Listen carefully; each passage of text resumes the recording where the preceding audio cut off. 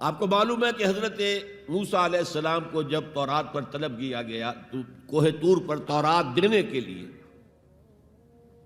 تو پہلے 30 دن کے لیے بلایا تھا، پھر 10 دن کا اور اضافہ کر دیا گیا، 40 دن ہو گئے۔ فَتَمَّتْ مِیقَاتُ رَبِّکَ 40 لیلہ۔ اس اثنا میں پیچھے فتنے میں مبتلا ہو گئے بنی اسرائیل۔ سامری اس نے ایک ڈھونگ رچایا اور ایک بچڑا جو ہے وہ سونے چاندی کا بنایا ہوا بچڑا ڈھال کر کھڑا کر دیا۔ اس میں سے کوئی تھوڑی سی آواز بھی نکلتی تھی، کوئی ایسی ہے کہ ہوا گزرتی تھی تو آواز سے آتی تھی۔ کہا یہ ہے تمہارا الہ۔ یہ تو موسیٰ تو بھول گیا کہاں گیا ہے، کوہ طور کے اوپر کس خدا سے ملنے گیا ہے، خدا تو یہ ہے۔ اور بنی اسرائیل کے بہت سے لوگ اس فریب میں آ گئے اور بچڑے کی پوجا کرنے لگے۔ اب جب حضرت موسیٰ آئے، اور آپ کو معلوم ہے حضرت موسیٰ کا مزاج جلالی تھا، وہ پتھر کی تختیاں لے کر آئے تھے کہ جن پر کوہ طور پر اللہ تعالیٰ نے اپنے احکام 10 جو ہیں، 10 کمانڈمنٹس مشہور، وہ کندہ کر کے آپ کو دیے تھے، وہ ہاتھ میں لے کر آئے۔ یہاں معلوم ہوا یہ صورت پیش آ گئی ہے۔ فَأَلْقَى الْأَلْوَاحَ، تو وہ تختیاں تو آپ نے زمین پہ ڈالی، اور پھر جو احتساب کیا ہے، پہلے تو اپنے بھائی حضرت ہارون کا، ان کی داڑھی کے بال پکڑے، ان کے سر کے بال پکڑے اور کھینچا اپنی طرف۔ اس نے کہا کہ بھائی مجھے ذلیل نہ کرو لوگوں کے سامنے، میں نے انہیں روکا لیکن یہ تو مجھے قتل کرنے پر تل گئے تھے، اور مجھے اندیشہ یہ ہوا کہ کہیں آپ واپس آ کر یہ نہ کہیں ان فرقت بین بنی اسرائیل، کہ تم نے تو بنی اسرائیل کے درمیان تفرقہ پیدا کر دیا۔ تو میں نے کہا آپ ہی واپس آ کر نپٹے۔ اب پہلی بات نوٹ کیجئے، تاریخ انسانی کا یہ عظیم واقعہ ہے، کئی ہزار یہودی اپنے اپنے قبیلے کے لوگوں کے ہاتھوں ذبح کیے گئے اس پر۔ اللہ تعالیٰ نے حکم دیا اور حضرت موسیٰ نے وہ حکم دیا، اللہ کا حکم موسیٰ نے پہنچایا کہ 12 قبیلے ہیں نا، ہر قبیلے کے جن لوگوں نے یہ حرکت کی ہے ان کو اسی قبیلے کے لوگ اپنے ہاتھ سے ذبح کریں۔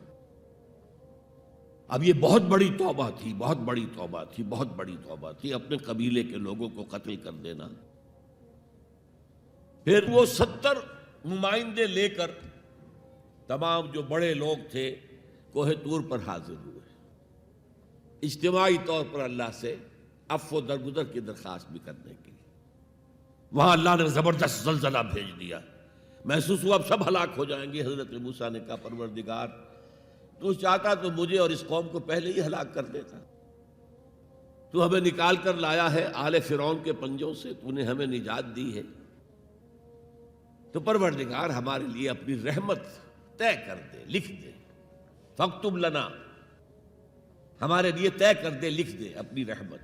اس پر فرمایا اللہ نے دیکھو موسیٰ، میری ایک رحمت تو عام ہے، وسعت کل شیء، رحمتی وسعت کل شیء، ہر شے کے ساتھ ہے، اور ایک میری خاص رحمت ہے، وہ میں لکھ دوں گا، طے کر کے رکھ دوں گا، للذین یتبعون الرسول النبی الامی، ان لوگوں کے لیے جو میرے رسول نبی امی پر ایمان لائیں گے اور ان کا اتباع کریں گے۔ یہاں بھی لفظ اتباع آیا، اور اس میں پھر حضور صلی اللہ علیہ وسلم کی کچھ شان بیان ہوئی ہے، بات لمبی ہو جائے گی، اور پھر فرمایا یہ گویا کہ اتباع کی تفسیر آ رہی ہے۔ اتباع کا مطلب کیا ہے؟